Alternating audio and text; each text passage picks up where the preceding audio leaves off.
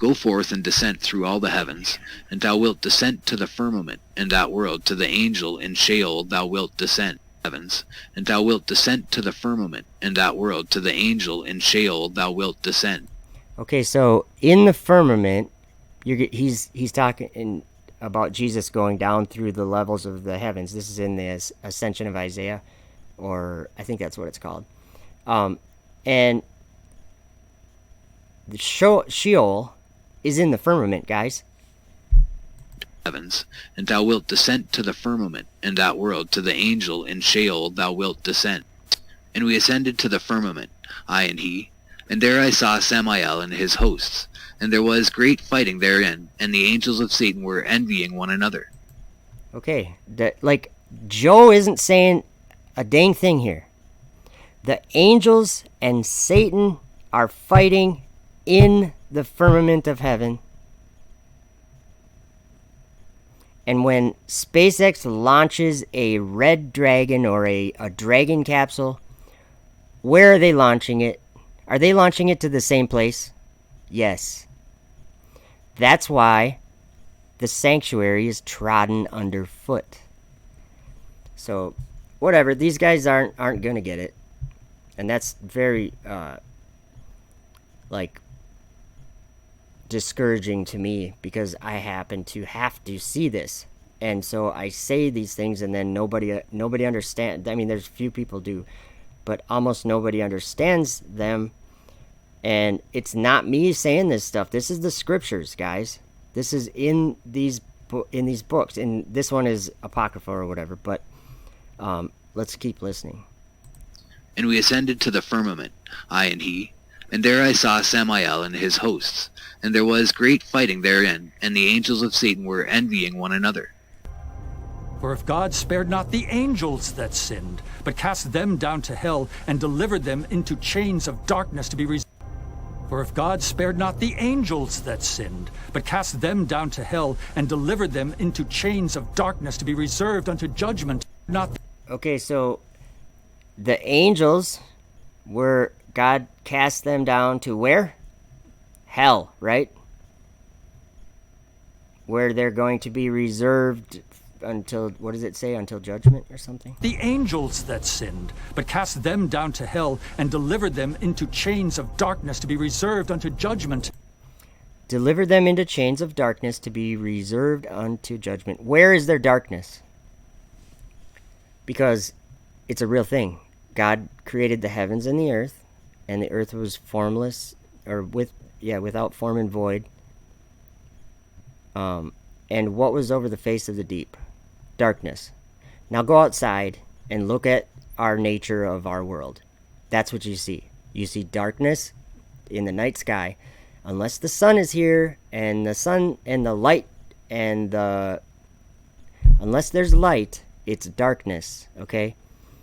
So if God spared not the angels that sinned, but cast them down to hell, and delivered them into chains of darkness to be reserved until judgment, that means there's fallen angels in the darkness.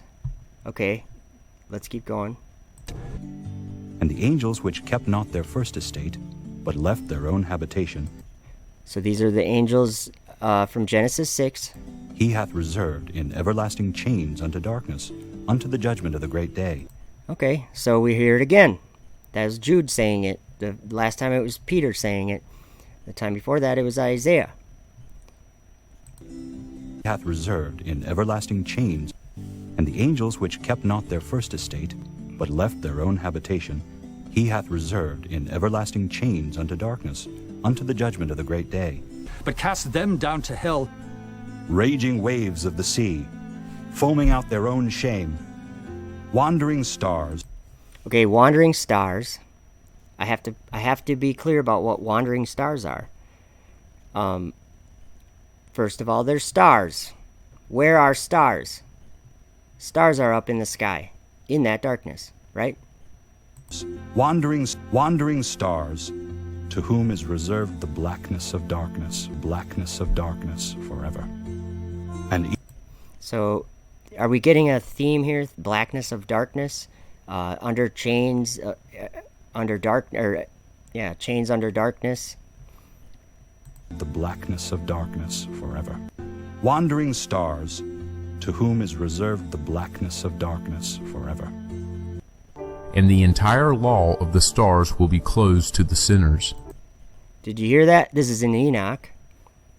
The entire order of the stars shall be concealed from the sinners. Isn't that what we're dealing with in this world? Because flat earth came into the world, and now there's a group of us that totally see that the world is totally deceived about what the order of the stars are. I'm just saying these things, trying to make people realize this is the end of days. And if you can't lightly say, oh yeah, I think we live in the last days. If you say that, you're saying a lot more than just that. And the thoughts of those who dwell upon the earth will go astray over them, and they will turn from all their ways and will go astray, and will think them gods. Jupiter, Saturn, Mars, Mercury, Uranus, Neptune, whatever, all those, okay? Those are all false gods. And you can go to Wikipedia and look them up, okay? So that's sacrificing to gods. Like when you have a child and you teach this child to worship the sun, and that they're spinning around the sun, when the sun clearly is going over our heads during the day. It's going across the sky. We're not going around the sun. The sun is up in the sky. So that drives me nuts. Don't lie to your kids. Wandering stars.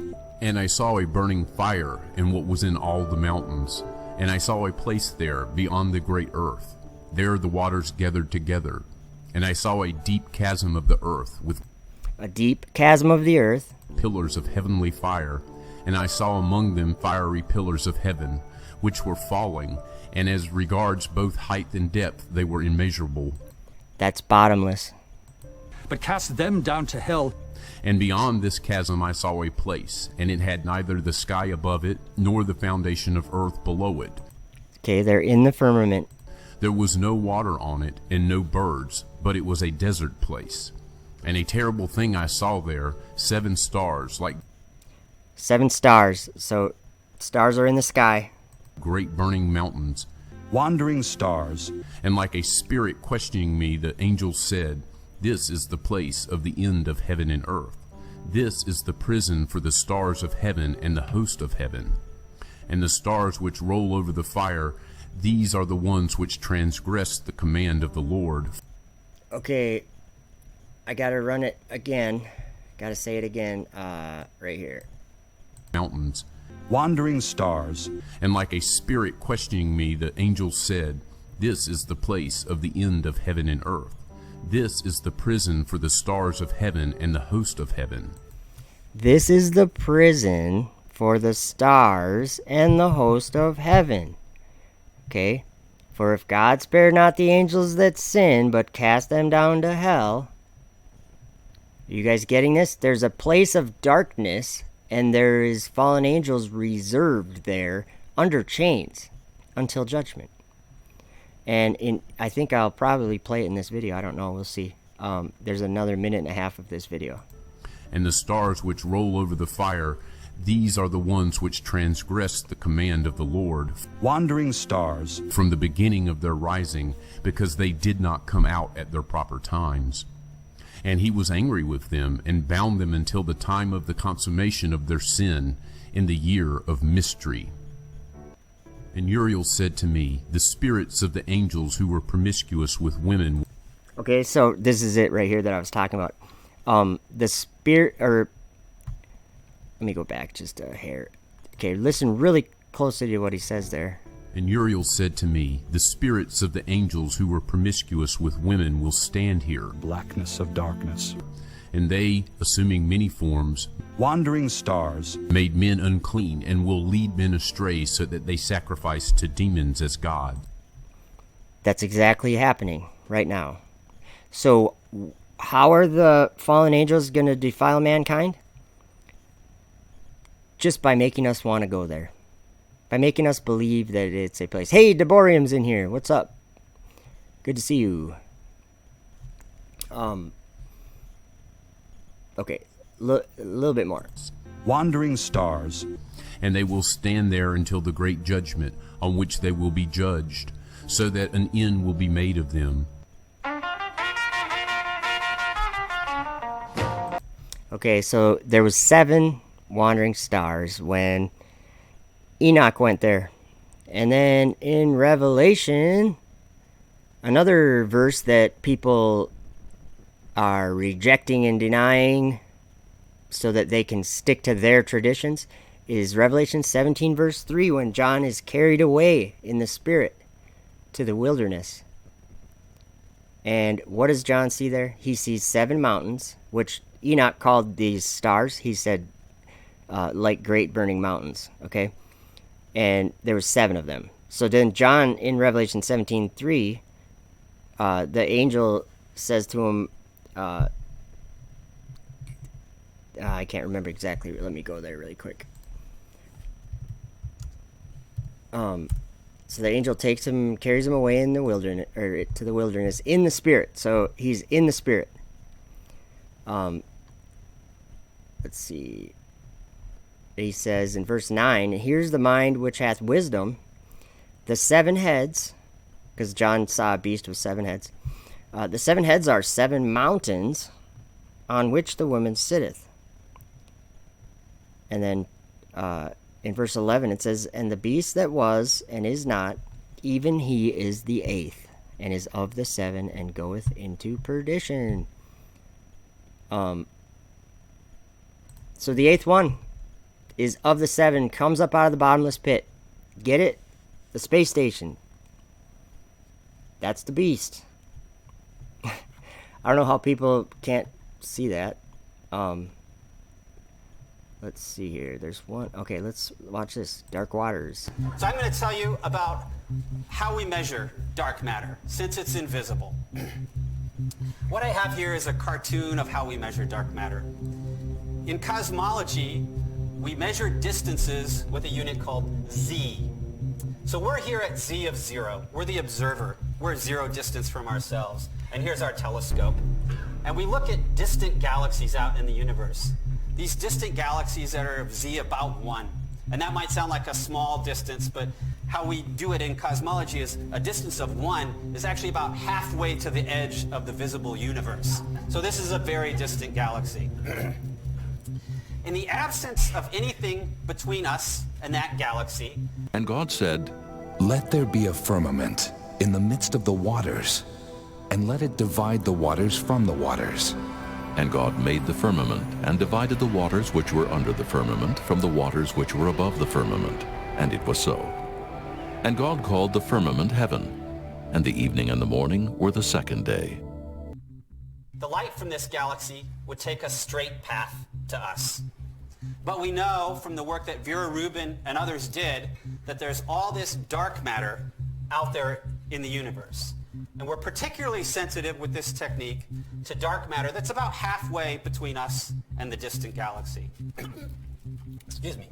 One of the consequences of Einstein's theory of relativity, our theory of gravity, is that mass bends space. So what this means is the light, when it gets near this dark matter, won't take a straight path to us. That light is going to take a distorted and curved path. And I'm showing a very, very exaggerated version of that here, so it's easier to see. The consequence of this is that we will not see the galaxy as it actually is. We'll see a distorted version of the galaxy. So the dark matter between us, which we can't see, has distorted our image of this distant galaxy. And in doing so, it's telling us something about the dark matter. So I'm going to tell you with one more analogy. I'm going to use another analogy for how we measure dark matter. This is a penny in a pool. That's the analogy here. And full disclosure, Alina and I don't actually have a pool. So you're looking at a penny in our bathtub, but penny in the pool sounds better.